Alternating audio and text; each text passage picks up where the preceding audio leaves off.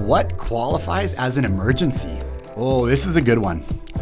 Because it's your house, right? And you're used to living in, 21, 22 degrees Celsius, like climate inside the home, water, drains work all the time and water doesn't come out where it shouldn't be.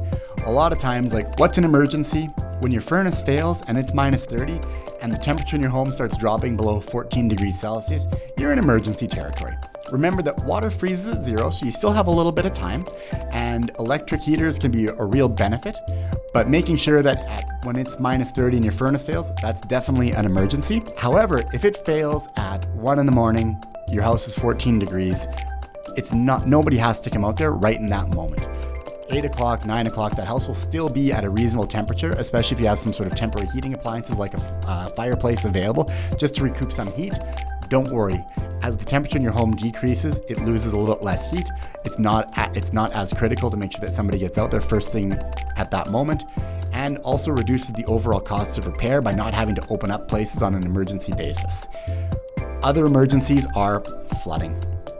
This is a big one, right? All of a sudden you wake up or you come to your house and there's been a catastrophic failure. Either it's a toilet or a frozen pipe or a sink has been left on.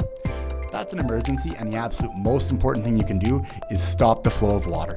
What we always recommend is know where your water main shut off is, so that in the event that the water is ever coming out where it shouldn't, you know where to run at that moment. You can turn the water off and reduce the amount of damage.